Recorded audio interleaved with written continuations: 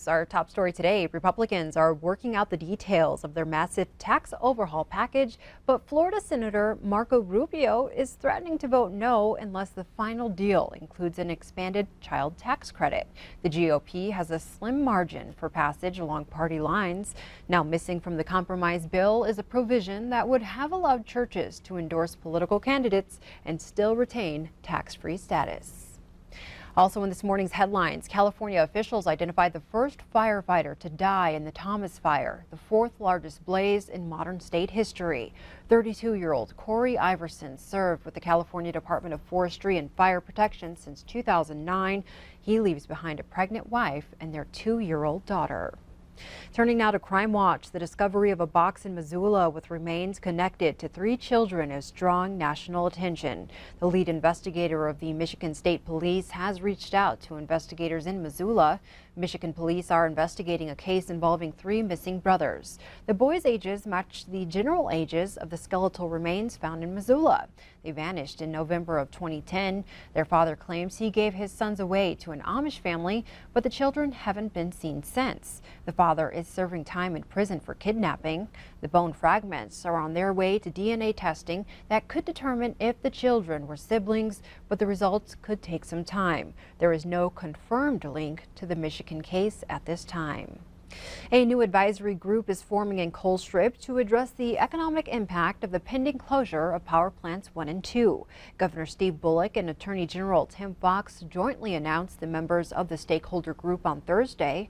Their offices will co-chair the Community Impact Advisory Group, which also includes local officials, community leaders, as well as labor and economic development organizations. The group is responsible for coming up with a community impact plan to use $10 million in impact funds from Puget Sound Energy. Yellowstone County District Judge Ingrid Gustafson will soon be the newest member of the Montana Supreme Court. Governor Steve Bullock selected Gustafson over 2 other finalists to fill the seat of retiring Justice Mike Wheat. When Gustafson takes her seat in January, she'll become the 3rd woman on Montana's 7-member High Court, joining Justices Beth Baker and Lori McKinnon. Gustafson has been a state district judge since 2004. She will have to run for the 2018 election for the remaining 4 years of Justice Wheat's term. Continuing our coverage, a subcommittee is scheduled to meet this morning in the next step of negotiations for the new Billings City Administrator. During a meeting Thursday morning, the committee listened to Great Falls City Manager Greg Doyon's contract requests. Of 4 major sticking points, however, the 2 sides have only agreed on 1.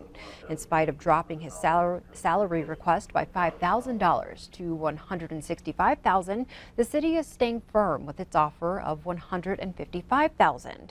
Both sides agreed to 4 weeks vacation in addition to 3 personal days, but the city wants to see more bids on Doyon's $12,000 request for moving and storage costs. Finally, the city does not favor cost of living adjustments for Doyon, but rather wants to use merit-based bonuses. If both parties come to an agreement at this morning's meeting, Doyon's contract will likely come up for a final vote at Monday's City Council meeting.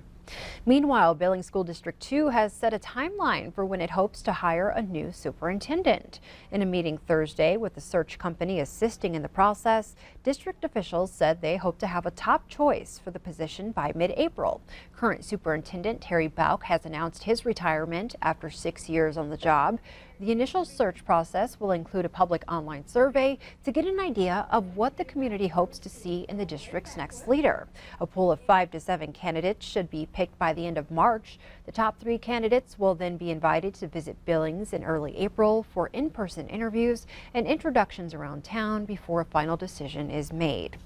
And our last story on this Friday morning, it was a big night out for Star Wars fans in Billings as they flocked to theaters for Episode 8. Fans watching in the AMC Shiloh 14 IMAX Theater received trading cards and free popcorn. The premiere of Episode 9 is 2 years away. It is scheduled for release on December 20th, 2019. Ed, a Star Wars fan you are? That's my pathetic Yoda impression. I was just so sad nobody was dressed up like Yoda there. That's all I want. Is that too much to ask for? Was it too much to ask for? Too much to ask for, is it? Jeez.